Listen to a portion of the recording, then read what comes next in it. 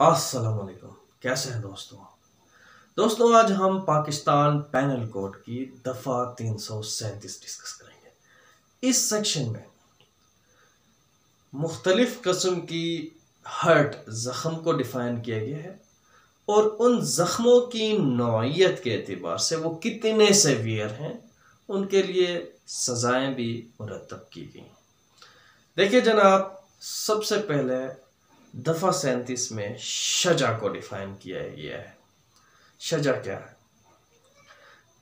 अगर आप किसी भी बंदे को इंटेंशनली जानबूझ के सर से यानी गर्दन से ऊपर जो हमारा सर होता है या फेस होता है, इसमें किसी बंदे को आप ज़ख़म पहुंचाते हैं, लेकिन इस ज़ख़म की नौइयत ऐसी है जिससे उसके जो सर और उसके चेहरे में जितने भी आज़ा हैं वो टूट नहीं जाती, यानी इतलाफ काट नहीं देते। मतलब आप उसकी कान नहीं काट देते हैं, ये एक आज़ा है। नाक नहीं काट देते हैं, ये एक आज़ा है। आँख नहीं काट देते हैं, ये एक आज़ा है। दाढ़ नहीं तोड़ देते हैं, ये एक आज़ा है। यानी ये एक उसके हेड और चेहरे में आज़ा है। अगर आप इन आज़ा में से किसी भी आज़ा को काट नहीं देते लेकिन ज़ख़म पहुंचता है हल्की फुल्की, या आप उसकी जो चेहरे और सर में जितने भी आज़ा हैं इनकी जो काम करने की सलाहियत है उनको आप इनकेपेबल नहीं करते हमेशा के लिए, इनको आप क्या कर देते हैं, इनकी सलाहियत को आप ख़त्म नहीं करते। तो अगर ऐसी कोई ज़ख़म अगर आपने पहुंचाई है तो वो पाकिस्तान की पैनल कोड की दफ़ा 337 के तहत शजा कहलाएगा। फॉर एग्ज़ाम्पल, अगर आप एक बंदे को कि कान काट दिया तो ये सजा नहीं है, ये दफ़ा 337 में नहीं आएगा। या आप किसी बंदे की एक आंख को आपने तो आंख तो बरकरार है लेकिन उसकी देखने की सलाहियत से आपने उसको क्या कर दिया है, महरूम कर दिया है, तो ये भी दफ़ा 337 में नहीं आएगा, ये भी सजा नहीं है।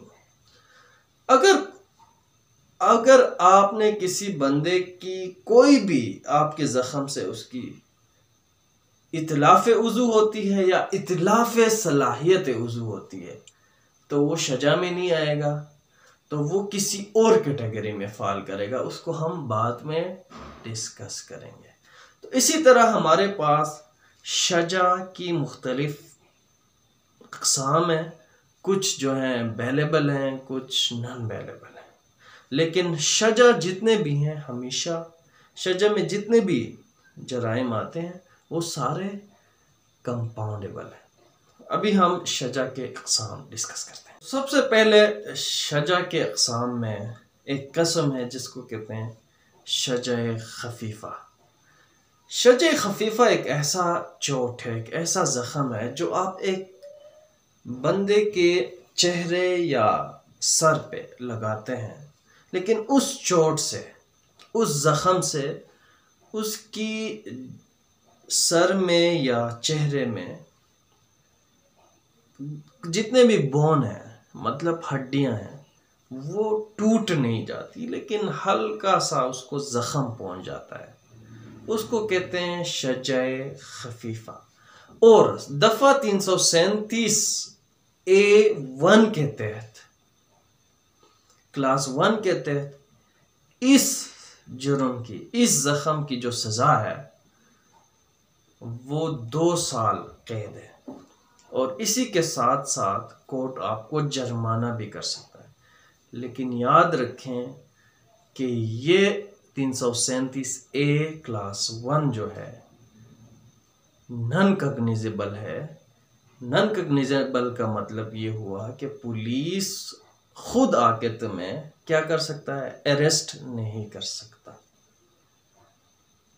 और इसी के साथ साथ अगर पुलिस मजिस्ट्रेट की इजाज़त से आके आपको गिरफ्तार भी कर लें तो ये बेलेबल है, ये काबिल ज़मानत है।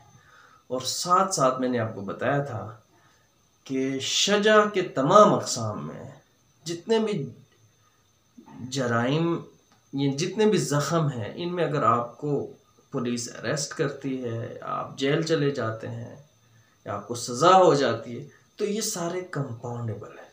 यानी आप इसमें रज़ा, जो राज़ीनामा होता है, वो कर सकते हैं। लेकिन एक चीज़ याद रखें कि सेक्शन 337(1) में भी आपको सजे, अगर आपने खफीफा किसी को कॉज की भी है, उस वक्त भी आपको ज़मानत नहीं मिल सकती। एक सूरत में, अगर इस 337(1) के साथ साथ कोई और दफ़ा भी लगा है, यानी 107 लगाए गए, जिससे आप अमन को, आपसे अमन को ख़तरा है, आप दोबारा जाके यानी आप फसाद कर सकते हैं, किसी को जान से मार सकते हैं, या पब्लिक अमन और ट्रंक्वालिटी को आप नुकसान पहुंचाते हैं। तो ये चीज़ जो है यहाँ इम्पोर्टेंट है नोट करने की। इसके अलावा दूसरा किस्म है शज्जे मुदीगा। शज्जे मुदीगा एक ऐसा ज़ख़म है, एक ऐसी चोट को कहते हैं जिसमें आप किसी बंदे के गर्दन से ऊपर, फेस में या हेड में कोई भी ऐसा आप ज़र्ब लगाते हैं जिससे उसकी जो चेहरे की कोई हड्डी है या सर की कोई हड्डी है वो टूट जाती है, लेकिन टूटने के बाद वो अपनी जगह से नहीं हिलती। ऐसे जुर्म को, ऐसी ज़ख़म को शज्जे मुदीगा कहते हैं। और ये जो जुर्म है, ये काबिले दस्त अंदाज पुलिस है, यानी ये कॉग्निजेबल है। यहाँ पुलिस खुद आके तुम्हें अरेस्ट कर सकता है मजिस्ट्रेट के इजाज़त के बगैर। इसके साथ साथ मैं आपको बता दूं, ये नॉन बेलेबल है। यहाँ पे कोर्ट भी आपको बेल नहीं दे सकता।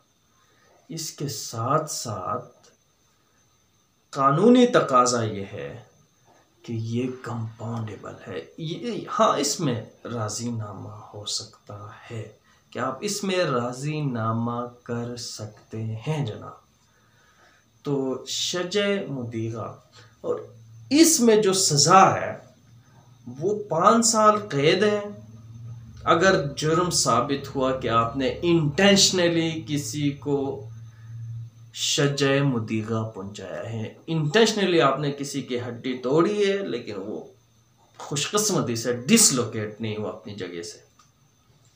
लेकिन याद रखें कि इसमें 5% दियत आप अदा करेंगे जिस बंदे को आपने ये ज़ख़म चोट पहुंचाई है।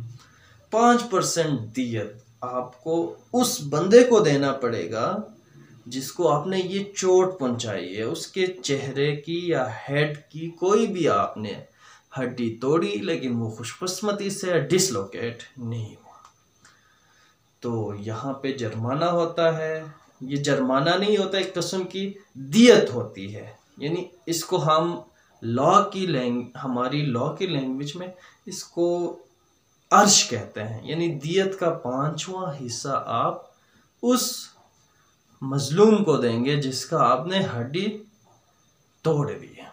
तो ये है शज्जे मुदीगा। याद रखें कि इसमें भी बेल होती है।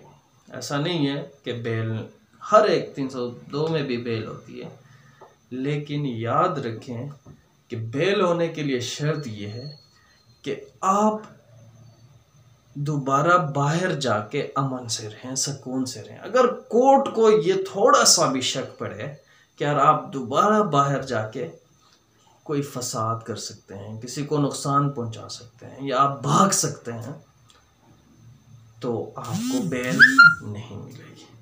और कानूनन तो ये नॉन बेलेबल है। कोर्ट तो इस चीज़ को देखती है कि यार ये बंदा कि इतना वो है, अमन वाला है, सुकून वाला है कि बाहर जाके सुकून से रहे। कोर्ट को इस बात को आप यकीनी बनाएं तो फिर आपको बेल मिल जाएगी। तो चले जी, आज के लिए इतना ही। मज़ीद जो अक़साम है हम आने वाले सेशन में डिस्कस करेंगे। अल्लाह हाफ़िज़, बाय बाय।